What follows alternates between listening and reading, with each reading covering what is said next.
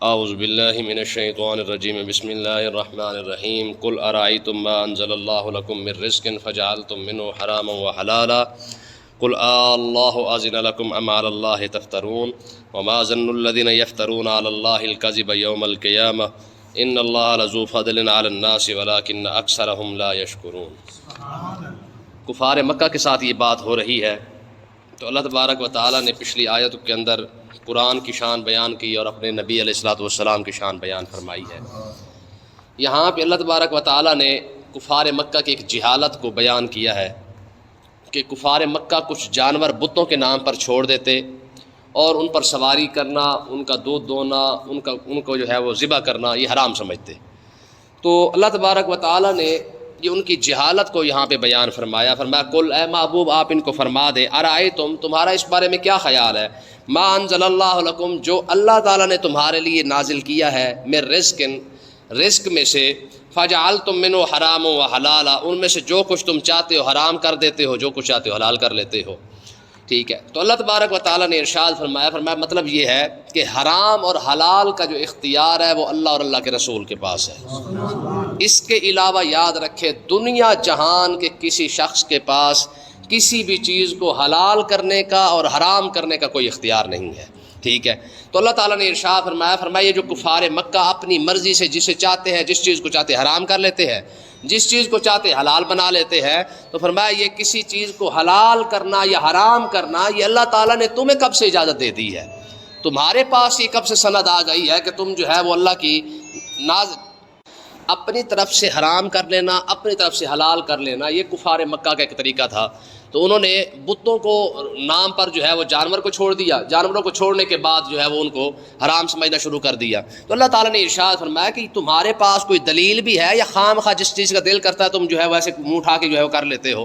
تو یہ ایک بہت بڑی بات ہے کہ حرام اور حلال جب بھی کوئی چیز کی جائے گی اس کا اختیار جب اللہ اور اللہ کے رسول کے پاس ہے تو دیکھا بھی یہی جائے گا کہ کیا حرام کیا ہے کسی چیز کو تو اللہ نے کیا ہے یا کسی اور شخص نے کیا ہے، یا حلال کیا تو اللہ نے کیا یا کسی اور شخص نے کیا ہے۔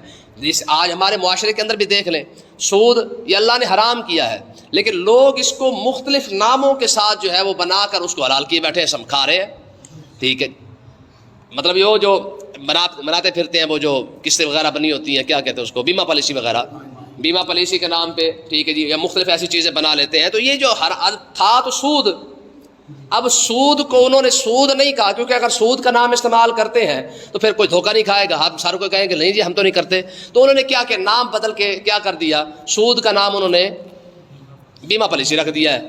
ٹھیک ہے جی، اسی طریقے سے عورتوں کا بے حیائی کی طرف جانا، باہر نکلنا، حالانکہ لفظ عورت کا معنی ہی جو ہے وہ پوشیدہ چیز ہے، لفظ عورت کا معنی ہی پوشیدہ چیز ہے، لیکن ہماری قوم جب باہر نکل کے کھڑی ہوئی ہے تو پھر عورت ہی نہ رہی، جب اس کا پردہ نہ رہا تو پھر عورت ہی نہ رہی۔ ٹھیک ہے، تو اب یہ چیزیں تھیں، ان کو جو ہے وہ جاب کے نام پہ ان کو جناب باہر نکالنے کے لیے اب یہ سارا چیزیں، اب پردہ جو کیونکہ فرض تھا، واجب تھا، اب اس چیز کو چھوڑ کے جناب الحلال اس کو کر کے کھڑے گا، نہیں جی ان نال تو کچھ بھی نہیں ہوتا ہے۔ تو جو چیزیں حرام کی تھی، اسی طریقے سے شراب کو دیکھ لیں، اب آپ کسی کو کہہ رہے جی شراب پی لیں تو ظاہر ہے کسی نے نہیں پینی ہے، خاص کر مومن بندہ تو بالکل نہیں پیے گا۔ ٹھیک ہے، لیکن اس کو الکوہل کے نام سے یا کسی اور چیز کے نام سے پلا دینا، ٹھیک ہے، کہنے جی نہیں جی ایسے تو جناب یہ تو بیماری کے لیے استعمال ہوتا ہے، یہ فلاں چیز استعمال ہوتا ہے، یہ تو فلاں شربت کے اندر استعمال ہوتا ہے۔ تو بھائی یاد رکھیں جو چیز ہے حرام نا وہ حلال نہیں ہو سکے گی الا ماشاءاللہ جس کو شریعت نے حلال کو حرام کیا اور حرام کو حلال کیا ہو، وہ اور بات ہے، جیسے کہ مجبوری کے وقت جو ہے وہ شریعت اس کی اجازت دیتی ہے، وگرنہ عام روٹین کے اندر جو چیز حرام ہے وہ حرام ہی رہے گی۔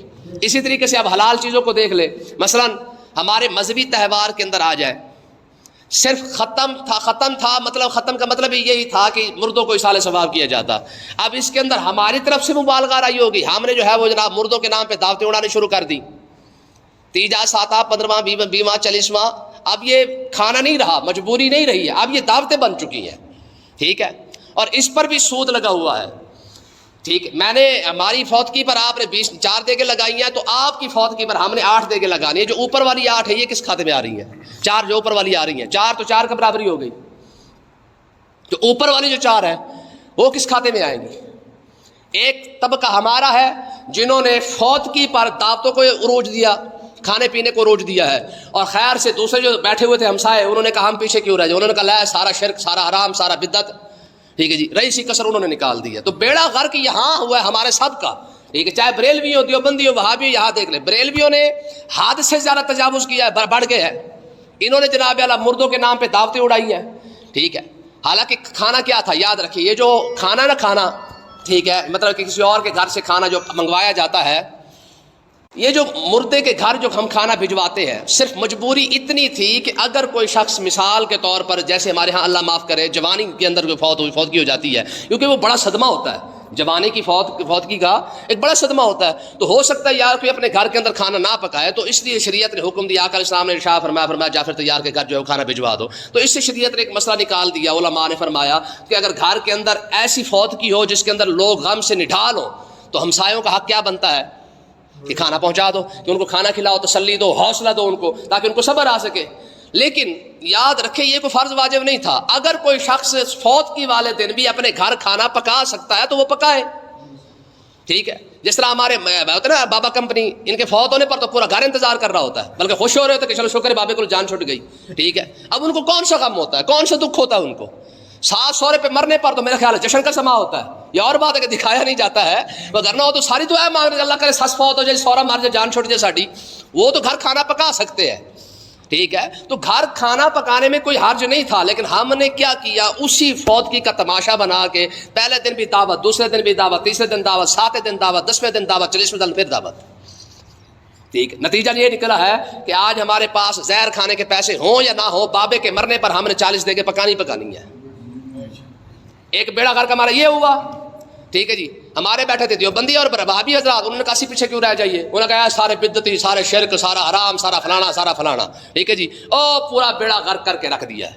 انہوں نے ان جو اصل رسم تھی ایک یعنی اصال ثواب کی, انہوں نے اصال ثواب کو ہی حرام کر دیا ہے. لو جی آگے کھانا کیوں رکھا ہے بھائی, تو گھر رکھ لے, پیچھے کھانا کیوں رکھا, پھر آگے کھانا کیوں رکھا, پھر اٹھ کے کیوں پڑیا, پھر بیٹھ کے کیوں پڑیا, ٹھیک ہے جی. انہوں نے ہر بات کے اندر نقص نکال کے انہوں نے شرک کے اور بدعت کے اور حرام کے فتوے لگا دیے, ٹھیک ہے جی. یاری آ گئی, حالانکہ یاری سال ثواب تھی.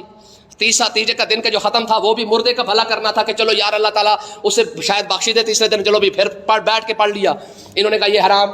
7 دن پھر بیٹھ کے پڑھنے لگے کہ یار چلو شاید اللہ تعالیٰ پھر ان کے کلام کے صدقے اس کو بخش دے, انہوں نے کہا پھر حرام. 40 دن پھر بیٹھ کے اکٹھے ہو کے چلو کچھ پڑھنے لگے تھے, انہوں نے کہا پھر حرام, ٹھیک ہے جی. بیڑا غرق سب نے کیا ہے اور رل مل کے کیا, ٹھیک ہے. تو اللہ تعالیٰ نے ارشاد فرمایا کہ یہ جو تمہارا کیا خیال ہے, تمہیں یہ بات کس نے دی ہے کہ اللہ تعالیٰ نے جو تمہیں رزق دیا ہے اس کو تم فجعلتم منہ حرام و حلالا, اپنی مرضی سے تم اسے حرام کر لیتے ہو اور اپنی مرضی سے تم اسے حلال کر لیتے ہو. آگے اللہ تعالیٰ نے ارشاد فرمایا قل اے محبوب آپ ان کو فرما دیں اللہ اذن لکم ام علی اللہ تفترون, کہ اللہ تعالیٰ نے تمہیں یہ اجازت دی ہے فتوے لگانے کی اور دیگے پکانے کی. خدا کی قسم دونوں نے بیڑا غرق کیا ہے. مجھے آپ بتائیں شریعت کے اندر کہیں بھی حکم نہیں تھا کہ آپ چنے لے کے آئیں جناب ختم پڑھوائیں. شریعت کے اندر کوئی حکم نہیں تھا کہ آپ دیگے پکا کے جناب مہمانوں کو کھانا کھلائیں. آج کون سا مہمان ہے جو گھر نہیں پہنچ سکتا ہے؟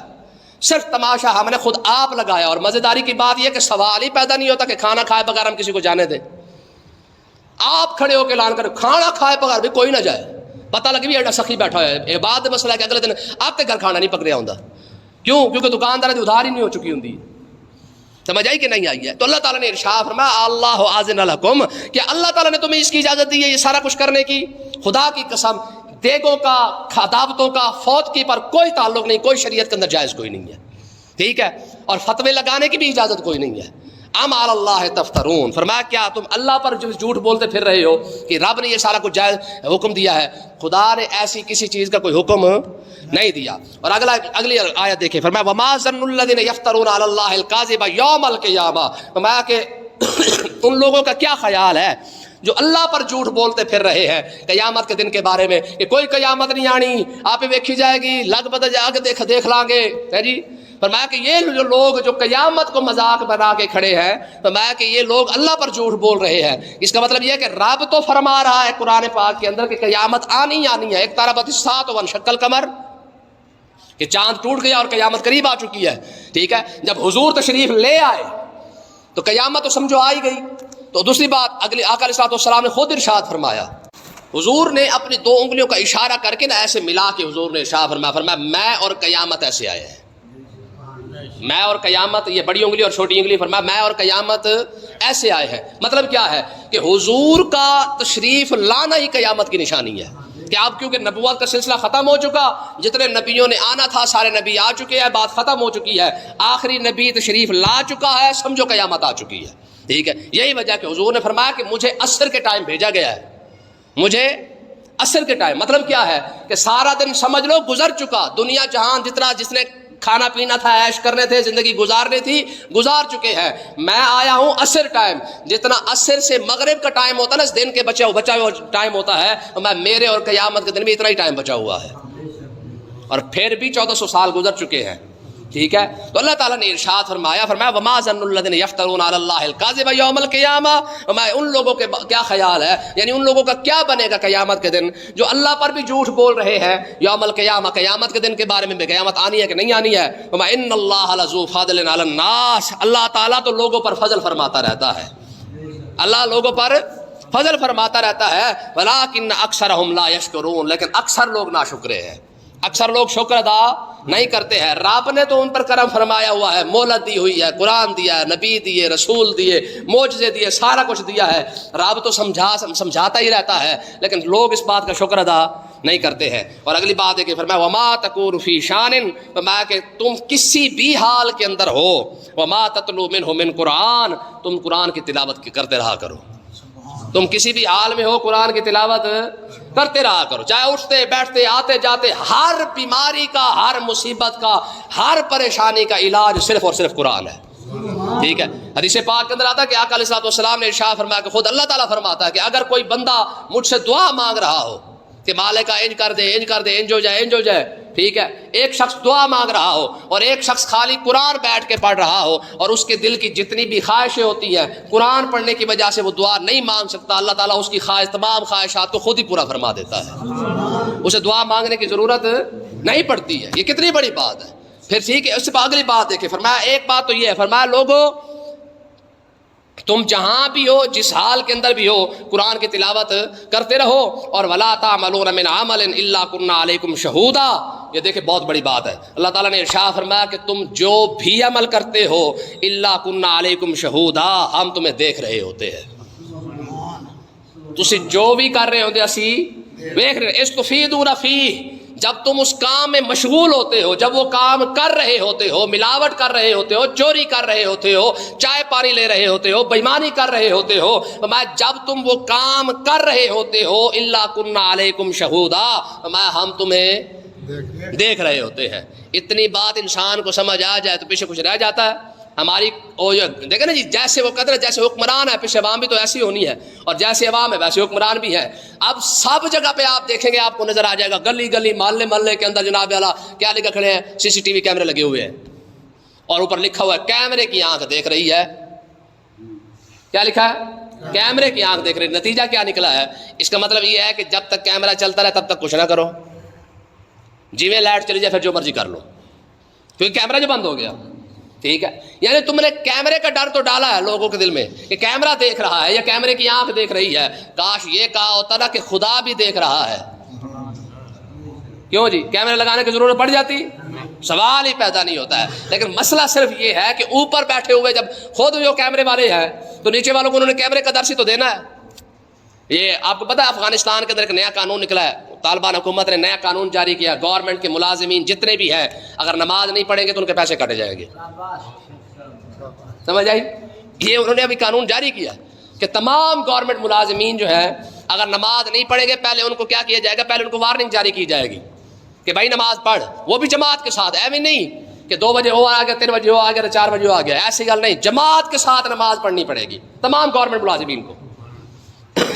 اس کے بعد پھر کیا، اگر ایک نماز چوک گئی وارننگ دی جائے گی، دوسری نماز اگر رہ گئی ہے یا دوسری جگہ بار پھر رہ گئی ہے تو پھر اس کو جرمانہ کیا جائے گا، اس کی تنخواہ میں سے پیسے کاٹے جائیں گے باقاعدہ. اگر پھر بھی نہیں جماعت کے ساتھ نماز پڑھتا پھر اس کی نوکری بھی فارغ، پینشن بھی فارغ، سارا کچھ ختم لگا پھر بھائی. ٹھیک ہے نا. اور اس لیے ہم سمجھاتے ہیں کہ خدا کی قسم جب اوپر اسلامی حکمران بیٹھے ہو نا تو پھر نیچے بھی ایک سارا کچھ ہوتا ہے. ٹھیک ہے نا جی. ہاں اگر نیچے ہمارے جیسے ہمارے خبیث اوپر بیٹھے ہوئے ہیں، جب یہ خود بغیرت ہے تو انہوں نے قوم کو کیا سمجھانا ہے. ٹھیک ہے، ہمارے جب آپ بڑے بغیرت بن کے بیٹھے ہیں بےمان، سب سے زیادہ بےمان تو صرف ہمارے اپنے ہیں. ٹھیک ہے، پاکستان اس حالت تک کیوں پہنچا ہے؟ 73 لاکھ سے زیادہ مسلم پاکستان کے نوجوان باہر چلے گئے. 73 لاکھ سے زیادہ لوگ پاکستان چھوڑ چکے ہیں. کوئی ڈوب مرنے کے لیے نا ان کو جگہ نہیں ملتی. اصل ہے بغیرت نا، ان کو فرق کوئی نہیں پڑتا، انہیں جو مرضی کرے. جو ہر بار جا کے بھیک مانگ کے لاتے ہیں ان بغیرتوں کے اندر غیرت کہاں سے آئے گی؟ IMF کے اندر پوری دنیا کے اندر سب سے زیادہ پاکستان جا کے بھیک مانگ کے آیا ہے. لیکن ایسے بغیرت ہے پورا سوٹڈ بوٹڈ پہن کے بڑا سارا جہاز لے کے بھیک مانگنے جائیں گے. ٹھیک ہے، اتنے بڑے بڑے منگتے بغیرت ہے یہ. ٹھیک ہے، تو اللہ تعالیٰ نے ارشاد فرمایا ولا تعملون من عمل الا كنا عليكم شهودا اذ تفيضون فيه. تم جو بھی عمل کر رہے ہوتے ہو اور جس وقت کر رہے ہوتے ہو ہم تمہیں دیکھ رہے ہوتے ہیں. اور وما يعزب عن ربك من مثقال ذرة في الارض ولا في السماء. دیکھو یار کیسے بڑے الفاظ ہیں. فرمایا تیرے رب سے کوئی چیز پوشیدہ اور کیسے پوشیدہ نہیں ہے؟ فرمایا مم مسقال ذرۃ، فرمایا ایک ذرے کے وزن کے برابر بھی کوئی چیز پوشیدہ. ذرہ کتنا ہوتا ہے؟ اور ریت والا چلو چھوٹا جا لو. ٹھیک ہے، اور ہے کہاں کا؟ فرمایا فی الارض ولا فی السماء، چاہے آسمانوں کے اندر ہو چاہے زمینوں کے اندر ہو، تیرے رب سے ایک ذرہ بھی پوشیدہ نہیں ہے، تیرے رب سے ایک ذرہ بھی چھپا ہوا نہیں ہے. اور ہے کیا؟ فرمایا ولا اصغر من ذلک ولا اکبر. ذرے کو چھوڑ، ذرے سے چھوٹی چیز بھی تیرے رب سے چھپی ہوئی نہیں ہے، ذرے سے بڑی چیز بھی تیرے رب سے چھپی ہوئی نہیں ہے. ٹھیک ہے، الا فی کتاب مبین، مگر ہم نے ہر شے کو لوح محفوظ کے اندر لکھ کے رکھا ہوا ہے. ٹھیک ہے، اب جس رب سے ذرے سے چھوٹی چیز بھی نہیں چھپی ہوئی ہے، یار ذرہ کتنا ہے؟ یہ ریت کا آپ اٹھا کے دیکھ لیں، ایک اٹھا کے دیکھ لیں. لیکن اس کے باوجود اللہ فرما رہا ہے مم مثقال ذرۃ فی السماوات ولا فی الارض ولا فی السماء ولا اصغر من ذلک. اگر ذرے سے بھی کوئی چیز چھوٹی ہے، اگر نہیں، قرآن کہہ رہا ہے کہ ذرے سے بھی چھوٹی چیز ہے. اس سے زیادہ، اس سے بڑی کوئی علم والی بات ہو سکتی ہے؟ سائنس یہاں تک پہنچ سکے گی کہ جناب سائنس ذرہ تو بیان کر سکتی ہے، لیکن قرآن اس سے آگے کی بات کر رہا ہے کہ ذرے کو چھوڑ، ذرے سے چھوٹی چیزیں بھی رب نے پیدا کر رکھی ہیں. اب وہ کیا ہوں گی؟ ٹھیک ہے جی، یا کیا مخلوق ہو سکتی ہے، یا کیا وہ چیز ہو سکتی ہے جو ذرے سے بھی چھوٹی ہوگی؟ لیکن اللہ تعالیٰ نے ارشاد فرمایا کہ ذرے سے چھوٹی بھی ہے نا، وہ بھی ہم سے پوشیدہ، ہم سے چھپی ہوئی نہیں ہے. اس کو بھی ہم نے لوح محفوظ کے اندر لکھ کے رکھا ہوا ہے. اور لوح محفوظ کی تفصیل قرآن پاک کے اندر موجود ہے. تو اس کا مطلب یہ ہے کہ اس کائنات کا ذرہ ذرہ قرآن پاک کے اندر موجود ہے. اللہ پاک سمجھنے کی توفیق عطا فرمائے.